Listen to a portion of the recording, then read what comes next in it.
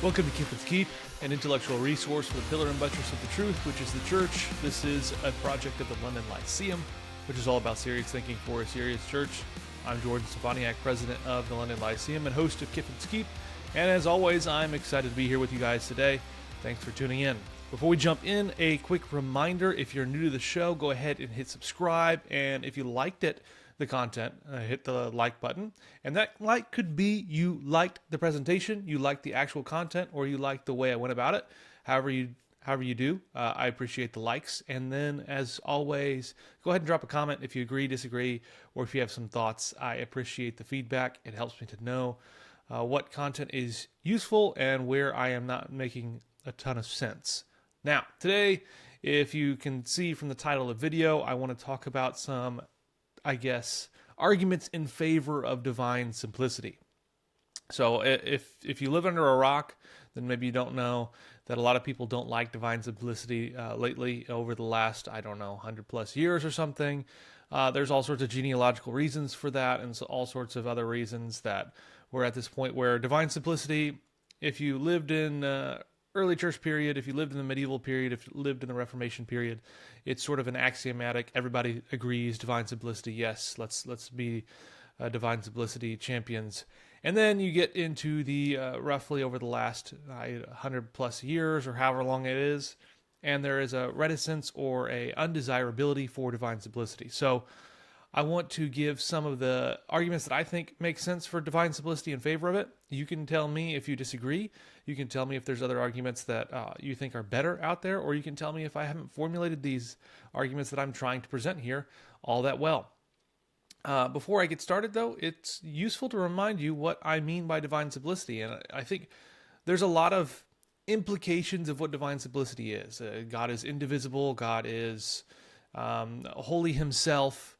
But there's this fundamental claim that you see that everybody's like, that it's kind of like the big one, where he's ontologically basic in a sense of he's not composed of parts.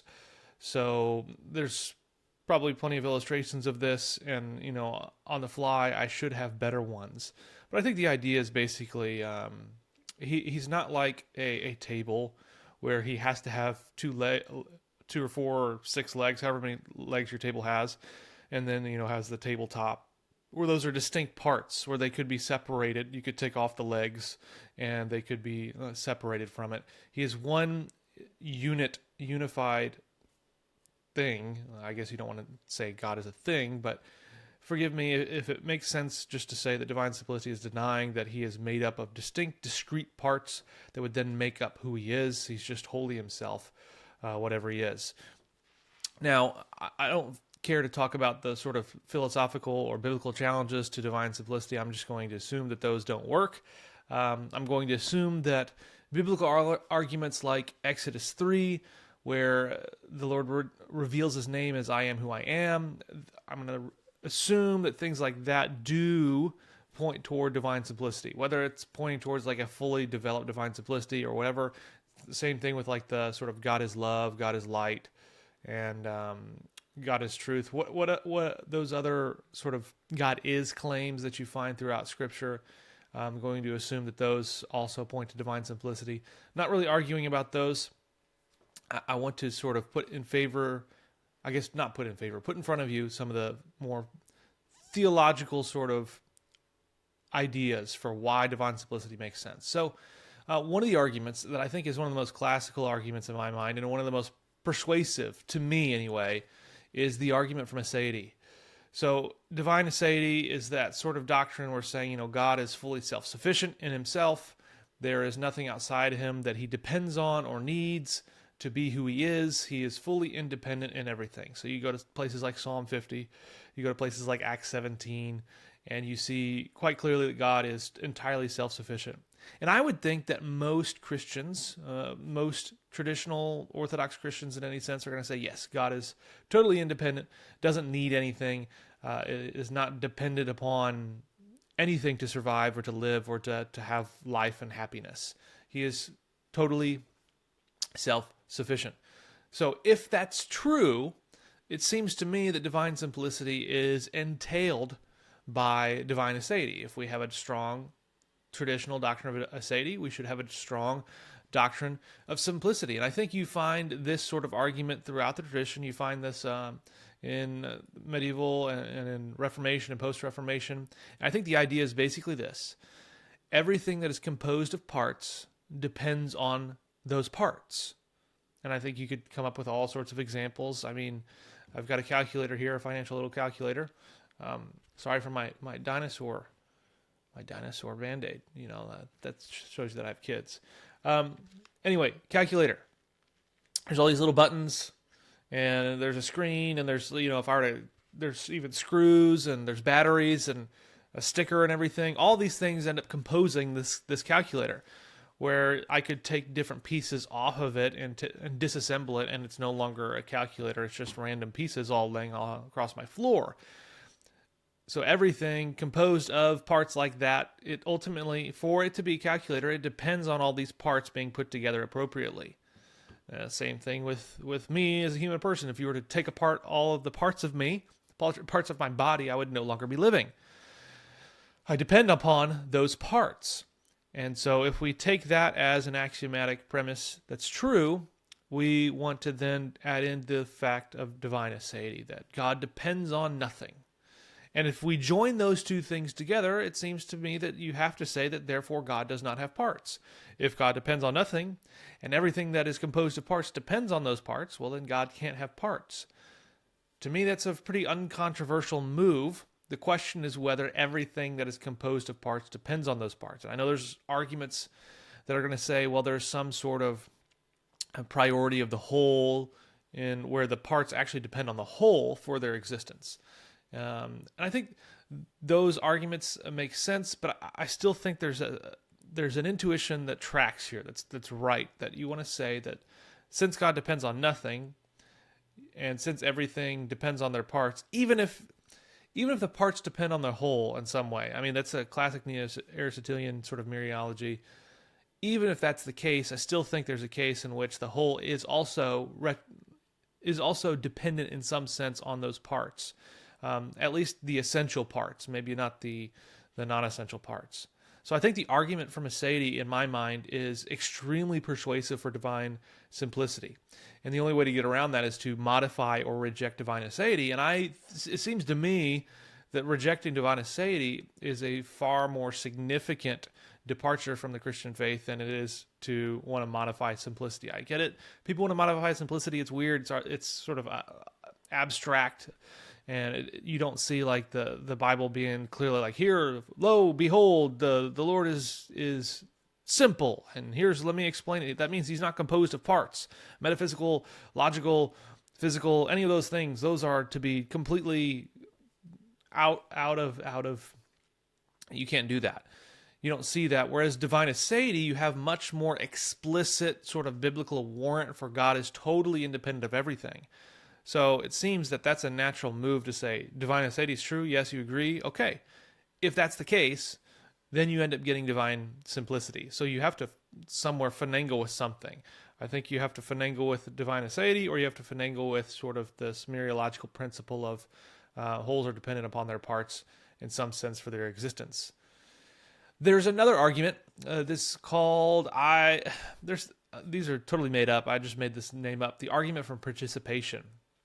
And you see this in a couple of places where there's almost this idea. So Gisbertus Voetius, however you say his name, he gives a sort of standard account of this. He says, if God were composed from parts, accidents, or modes of being, he would not then be first absolutely. This is because parts are prior to the composite, and principles of which modes of being or accidents would depend are prior to what they principled. And then I think Henry of Ghent, however you say his name, he says, because God is the first being, he can have nothing in himself by participation from something else. Because whatever has something else by participation necessarily has it from it through its essence, and in that way prior to and more essentially than it, as is clear from what has already been determined. So those are long-winded ways of saying something that's similar to, I think, the argument from aseity, but it's a little bit of a tweak, where it's basically saying, in my mind, if you weren't simple, If you had parts, then you wouldn't be the absolutely first being, because you would be participating in something beyond that, if that makes sense. So for me, argument for participation, very similar to the argument from Sadie, though it's going to focus a little bit more on the priority of the firstness of God, because everybody wants to say God is the absolute first being. There's nothing prior to him in existence. There's nothing obviously above him. So it's not just he doesn't depend on something, he's also the first. So those are two arguments for divine simplicity. There's a couple others that I want to mention. One of them is strong in some senses. So if you want to say divine simplicity requires you to remove every single possible distinction, which I don't think it does, it requires you to remove sort of creaturely composition of some sort. Gilles Emery, I think, says that divine simplicity entails that God sort of transcends creaturely composition. I like that. So an argument from spirituality may track in some of these ways where it would remove some sorts of composition. I think the idea is just that John 4:24 says that God is spirit, and if God is spirit, then he's immaterial. And if he's immaterial, then he can't have certain sorts of parts that we would think about. He's not going to be able to have physical parts. He's not going to have certain sorts of metaphysical parts. It's not going to have like form and matter if you're an Aristotelian. Or he's not going to have any sort of those joining principles, just because by his nature, he's spirit. And so he's going to lack parts in that sense. Of course, then you're going to say, well, angels are immaterial, and or there's other things that are immaterial, and therefore God's not really unique when he's simple in that sense. I say, okay, well that's fair, but this is still an argument in favor of moving you toward being comfortable with a divine simplicity. Two other arguments that I ought to mention that I think are relevant and useful is the argument from unity. And this is basically saying that unity of the highest degree requires divine simplicity.